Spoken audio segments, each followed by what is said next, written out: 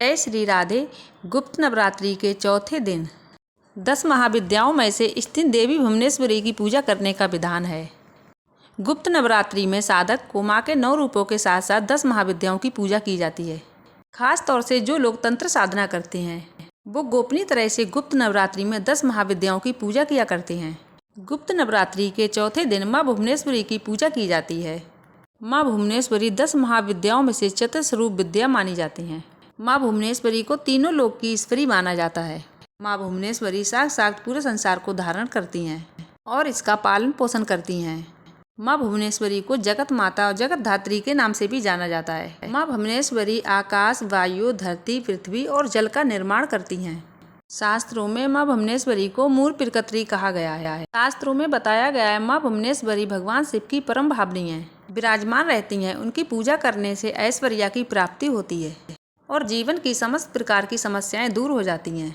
माँ भुवनेश्वरी की पूजा करने से मनुष्य की सभी प्रकार की मनोकामनाएं पूर्ण होती हैं। माँ भुवनेश्वरी सृष्टि और सृष्टिकरण में महालक्ष्मी का स्वरूप मानी जाती हैं। माँ भुवनेश्वरी भगवान शिव की सभी लीलाओं में उनकी सहेजरी हैं। माँ भुवनेश्वरी का सौभाग्य बहुत ही सौम्य है। माता भुवनेश्वरी अपने सभी भक्तों को अभय और सिद्धियाँ प्राप्त करती हैं। माँ भुवनेश्वरी को 10 महाविद्याओं में से 5वीं विद्या माना गया है। देवी पुराण में बताया गया है कि मूल प्रकृति का दूसरा नाम माँ भुवनेश्वरी के 6 अंगों से प्रातःकाल सूर्य के समान आभा निकलती रहती है। माता अपने मस्तक पर चंद्रमा का मुकुट धारण करती हैं। इनके 3 नेत्र हैं और इनके मुख पे हमेशा मुस्कान छाई रहती है। माता भुवनेश्वरी के हाथों में पास, अंकुश, वरद और अभय मुद्रा विराजमान रहती है। आइए आप जानते हैं गुप्त नवरात्रि में माँ भुवनेश्वरी की पूजा कैसे करें। तो गुप्त नवरात्रि में माँ भुवनेश्वरी की पूजा करने के लिए स्नान करने के बाद साफ स्वच्छ वस्त्र धारण करें। अब अपने एकांत कमरे में या पूजा घर में पूरब दिशा की तरफ मुंह करके बैठ जाएं। बैठने के लिए हमेशा सफ़ेद ऊनी आसन का प्रयोग करें। अब अपने सामने एक लकड़ी की चौकी रखें, उस पर गंगा जल छिड़कें। उस चौकी को शुद्ध कर लें। अब उस चौकी पर सफ़ेद रंग का कपड़ा बिछाकर उस पर एक प्लेट रखें। उस प्लेट में त्रिकोणी का निर्माण करें। अब इस त्रिकोण में अखंडित चावल भर दें। अब चावल के ऊपर भुवनेश्वरी यंत्र की स्थापना करें। भुवनेश्वरी यंत्र के समक्ष चावल की 10 ढेरियाँ बनाएं। अब इस ढेरियों के ऊपर 10 लघु नारियल रखें। इसके बाद सभी नारियल पर रोली का तिलक लगा दें। इसके पश्चात भुवनेश्वरी यंत्र के समक्ष शुद्ध घी का दीपक जला दें और यंत्र का पूजन करें। फिर माता का ध्यान करें। अब अपने दोनों हाथ जोड़कर सच्चे मन से माँ भुवनेश्वरी का ध्यान कर धूप, दीप, चावल, पुष्प से पूजा करें। फिर भुवनेश्वरी महाविद्या का मंत्र जाप करें। माता भुवनेश्वरी के मंत्र का जाप हमेशा सफ़ेद की माला से करें। आप चाहें तो माता भुवनेश्वरी की पूजा किसी शिव मंदिर में जाकर भी कर सकते हैं। इसके लिए सबसे पहले किसी शिव मंदिर में जाकर सौरोपचार के द्वारा भुवनेश्वरी का पूजन करें। गाय के घी का दीपक जलाएं, कपूर जलाकर आरती करें। माँ भुवनेश्वरी को सफ़ेद फूल, चंदन, इत्र और चावल अर्पित करें। दूध, शहद अर्पित करें। साथ ही माँ भुवनेश्वरी को मावे का भोग लगाएं। माँ भुवनेश्वरी के मंत्र से 108 बार जाप करें। माता भुवनेश्वरी का मंत्र है ओम श्री भुवनेश्वराय नमः। इस मंत्र से 108 बार जाप करें। माँ भुवनेश्वरी की पूजा करने के बाद इन पे चढ़ाए भोग को किसी भी स्त्री को भेंट कर दें। अगर आप ऐश्वर्य प्राप्त करना चाहते हैं तो माँ भुवनेश्वरी पर रात रानी का इत्र अर्पित करें। पारिवारिक की समस्या दूर करने के लिए माँ भुवनेश्वरी पर 12 सफ़ेद रंग के फूल अर्पित करें।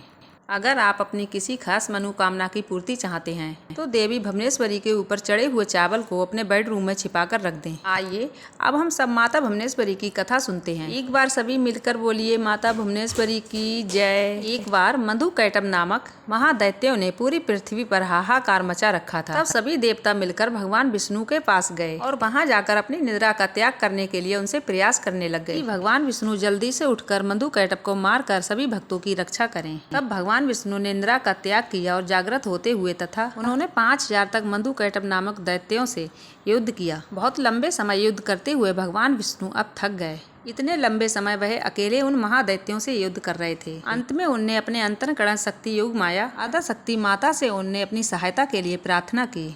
तब देवी ने उन्हें आश्वस्त किया कि उन दोनों दैत्यों को अपनी माया से मोहित कर देंगी। योग माया आद्य शक्ति की माया से मोहित होकर वे दोनों दैत्य भाई भगवान विष्णु से कहने लगे कि हमारा वध ऐसे स्थान पर करो, नहीं जलो नहीं स्थलो।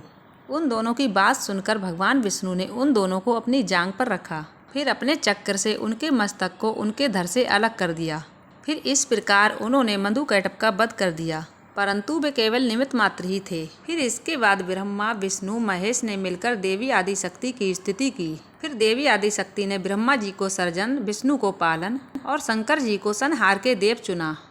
फिर ब्रह्मा जी ने देवी आदिशक्ति से यह प्रसन्न किया कि अभी चारों ओर केवल जल ही जल फैला हुआ है। पंच तत्व, गुण, मात्राएं और इंद्रियां कुछ भी व्याप्त नहीं हैं तथा वे तीनों देव शक्तिहीन हैं। देवी ने मुस्कुराते हुए उस स्थान पर एक सुंदर विमान प्रस्तुत किया, परंतु तीनों देवताओं को विमान पर बैठने के बाद अद्भुत चमत्कार देखने का देवी ने उनसे आग्रह किया। तीनों देवों के उस विमान पर बैठने के बाद वह देवई विमान आकाश में उड़ने लगा और उड़कर ऐसे स्थान पर जा पहुंचा जहां पर जल नहीं था। वह विमान वायु की गति से चलने लगा तथा एक सागर के तट पर जा पहुंचा। वहां का दृश्य अत्यंत मनोहर था और अनेक प्रकार के फूलों से वह जगह सजी हुई थी। तभी वहां देवों ने एक पलंग पर एक दिव्यांगना को बैठे हुए देखा था। देवी ने पुष्पों की माला और रत्तावर धारण कर रखा था। वर, पास, अंकुश पर अभय मुद्रा धारण किए हुए देवी भुवनेश्वरी त्रिदेवों सम्मुख दृष्टि गोचर हुई, जो कि सूर्य प्रकार के समान कांतिमान थी। ये सब देखने के बाद भगवान विष्णु ने